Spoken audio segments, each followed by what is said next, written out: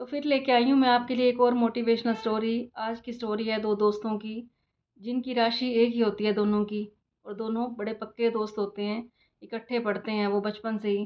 तो जैसे वो बड़े होते हैं तो दोनों को नशे की आदत लग जाती है, क्योंकि जब भी 2 बच्चे होते हैं तो अगर एक शरीफ भी है लेकिन उसको संगत खराब मिल जाती है तो वो भी बुरे संग में लग जाता है। तो दोनों शराब के नशे के आदी हो जाते हैं। घर में पता चलता है, दोनों के घर में पता चलता है कि तुम्हारे बच्चे तो नशे करने लग गए हैं।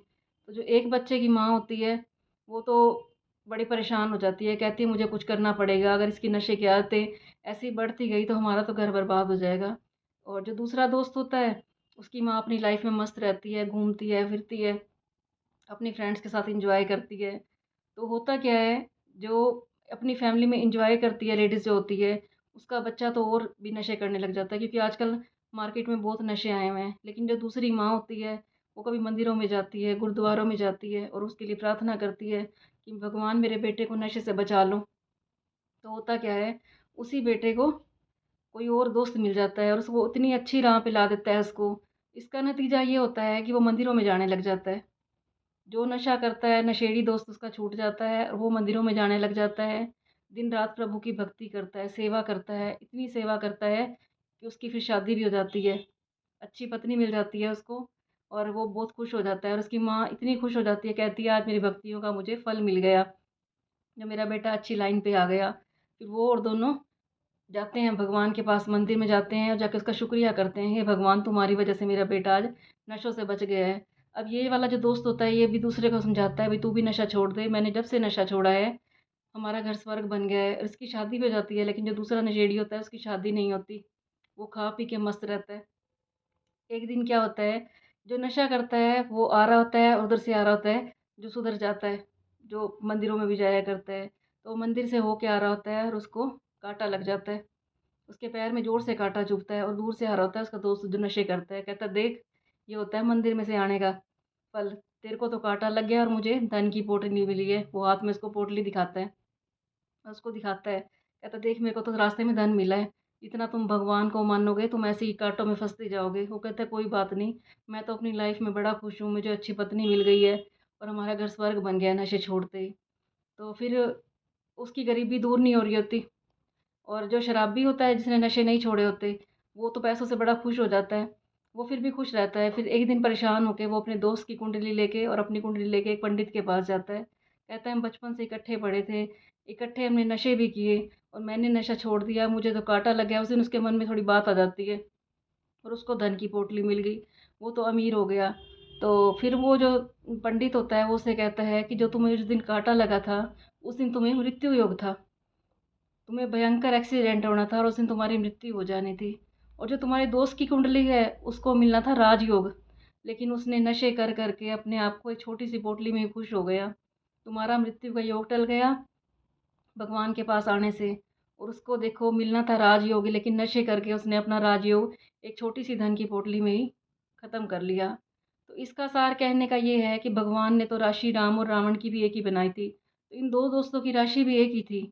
और एक की माँ ने तो उसे नशे से बचा के अपने घर को स्वर्ग बना लिया, और जो दूसरा दोस्त था उसकी शादी भी नहीं हुई और दिन रात वो अपने घर में सामान तोड़ता फोड़ता और अपने दोस्त को भी ताने देता, भाई तूने क्यों नशे छोड़ दिए, तू भी मेरे साथ आ जा। तो जितनी मर्जी परिस्थिति ख़राब आ जाए, हमें कभी भी गलत रास्ते पे नहीं चलना चाहिए और कभी मजाक नहीं उड़ाना चाहिए कि तुम मंदिरों में जाते हो तुम्हारे साथ ये हो रहा है। कहते हैं कि भगवान परीक्षा उसी की लेता है जिसे वो कुछ देना चाहता है, नहीं तो दुनिया घूम रही है। कई लोग ये कहते हैं हमने आज तक किसी का बुरा नहीं किया, सबका भला किया, लेकिन भगवान हमारी इतनी परीक्षा क्यों लेता है? अगर आपकी ज़िंदगी बिल्कुल सही चल रही है, कोई आपके ऊपर कष्ट नहीं आ रहा, तो फिर ये सोचना परमात्मा तुम्हें देख नहीं रहा, वो तुम्हें इग्नोर कर रहा है। अगर तुम्हारे पास दुख आ रहे हैं तो उसका शुक्रिया करो कि वो परमात्मा हमें दुख दे रहा है, इसका मतलब उसकी नज़र हमारे ऊपर है। क्योंकि वो तुम्हें नहीं देखेगा तो तुम अपनी लाइफ में मस्त रहोगे, जो मर्जी करोगे। थोड़ा सा दुख आते हैं तो हम कितना चेंज हो जाते हैं, हम परमात्मा को याद करते हैं, दिन रात भक्तियाँ करते हैं।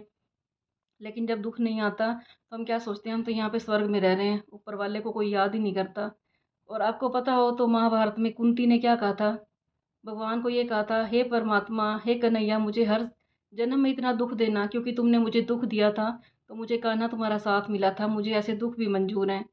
दुख आए तो किसके ऊपर आए थे? राम के ऊपर आए थे, कृष्ण के ऊपर आए थे। सीता मैया के ऊपर आए थे। सीता मैया जो एक राजा की पत्नी थी, राजा की बेटी थी, और उनको कितने दुःख मिले थे। रावण को तो दुःख नहीं मिले थे। रावण तो महलों में से सोता था, और राम जी थे, उनको वनवास हो गया था। और कृष्ण की स्टोरी सुनो तो जहाँ पे उनका जन्म हुआ वो उनको घर नसीब नहीं हुआ, और जिसका सगा मामा ही उसका दुश्मन बन गया। तो जितनी परीक्षाएँ आती हैं वो अच्छे लोगों के ऊपर ही आती हैं, और जब भी परीक्षाएँ आती हैं तो कुछ ना कुछ हमें दे के ही जाती हैं। तो उस परमपिता परमात्मा का हमेशा शुक्रिया करो, हमेशा शुकराना करो कि हे परमात्मा, तुम हमारे साथ जो भी कर रहे हो, तुम बड़ा अच्छा कर रहे हो। और जो हमारे अच्छे कर्म होते हैं, कहते हैं, वो हमें सूली से काटा कर देते हैं। जैसे उसका मृत्यु योग था, लेकिन उसको पैर में थोड़ी-सी चोट लगी, लेकिन उसने फिर भी भगवान का शुक्रिया किया, कोई बात नहीं। तो परमात्मा हमें छोटी-मोटी चोट देता है, दुःख देता है, तब भी उसका शुक्रिया करना चाहिए। ये जब हमारे ऊपर कष्ट आते हैं, थोड़ा बुरा टाइम आता है, तो परमात्मा हमें यही कहता है कि तुम मुझे भूल क्यों गए? तुम यहाँ पे करने क्या आए थे? जब हम उस परमात्मा को भूल जाते हैं और अपने रिश्तों में इतना टू मच घुस जाते हैं कि हम सब कुछ भूल जाते हैं कि हम यहाँ पे करने क्या आए थे, तब परमात्मा हमें कोई ऐसी ठोकर मारता है, सिर्फ़ हमें याद दिलाने के लिए कि तुम यहाँ पे क्या करने आए थे, तुमने हमें क्या वादा किया था, और तुम यहाँ पे क्या कर रहे हो। जब आपको कोई रिश्ता दुःख देता है, कोई पति पत्नी को दुःख देता है, भाई भाई को देता है, माँ बेटे को देती है, या कोई भी रिश्ता आपको तकलीफ़ दे, तो उस परमात्मा का शुक्रिया करना कि हे परमात्मा, आपने हमें बचा लिया, हम और इनके अंदर घुसते जा रहे थे, हम यहाँ पे आए क्या करने थे। तो दिन रात उस परमात्मा की भक्ति करो, उसी ने काम आने हैं। अपने सर्व संबंध एक परमात्मा से ही जोड़ो। रिश्तों पे भी हमने अपना ध्यान देना है। ये नहीं हम सिर्फ़ परमात्मा की भक्ति में ही लगे रहेंगे, क्योंकि भक्ति भी करनी है, और हम यहाँ पे कर्म करने आए थे। और कहते हैं सबसे बड़ा आश्रम होता है गृहस्थ आश्रम। कई लोग क्या करते हैं, अपनी गृहस्थी में ध्यान ना देके मंदिरों में सेवा करनी, गुरुद्वारों में जाना, और अपने घर में बच्चों को नहीं देखते। जिसका एग्ज़ाम्पल मैंने आपको सुनाया ही था कि एक शराबी की माँ, जिसने दिन रात मंदिरों में उसके लिए मनते मान भक्तियाँ कर अपने बेटे को देवता की उपाधि दिलवा दी। वो रोज़ मंदिरों में जाने लग गया, वहाँ पे सफाइयाँ करने लग गया, सेवा करने लग गया। और दूसरी तरफ जो उसकी माँ थी, जो एक और शराबी की माँ थी, वो अपनी लाइफ में मस्त रही, और उसके नशे बढ़ते गए, इतने बढ़ गए कि उसकी शादी भी नहीं हुई, और उसका सारा घर बर्बाद हो गया।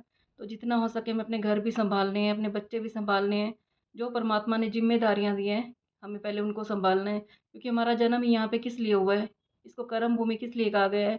हमें अपने रिश्ते सँभालने हैं, और हम करने तो यहाँ पे काम आए थे, परमात्मा की भक्ति करने आए थे, लेकिन हम सब कुछ भूल जाते हैं। आपस में वैर, विरोध, निंदा, चुगली, भाई उसके पास मेरे से ज़्यादा क्यों है।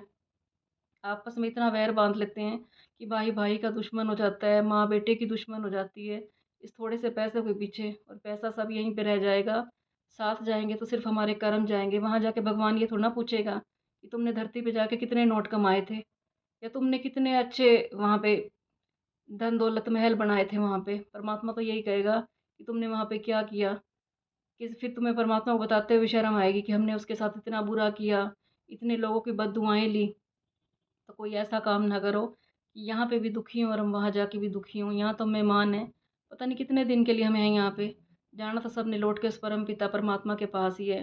तो आज की स्टोरी का सार यही था कि अपने बच्चों पे पूरी नज़र रखें, क्योंकि उनको बुरे रास्ते से माँ ही बचा सकती है। माँ ही पहला टीचर होती है। आपने इस कहानी सुनी होगी कि छोटा बच्चा होता है, पहले दिन पेंसिल चुरा के लाता है, तो माँ क्या कहती है उसको, अगले दिन पेन भी चुरा के लाइयो बेटा। और वो बड़ा होके बहुत बड़ा चोर बन जाता है।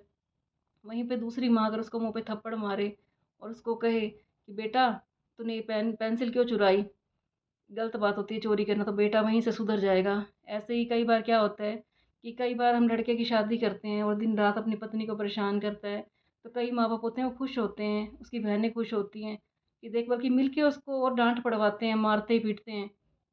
और कई माँ बाप जो अच्छे होते हैं, जो ये सोचते हैं कि हमारे बेटे की ज़िंदगी ख़राब हो रही है, तो उसको समझाते हैं और ये समझाते हैं कि नहीं, वो पराए घर से आई है, अगर तुम उसका सम्मान करोगे तो तुम्हारे घर में बरकत होएगी।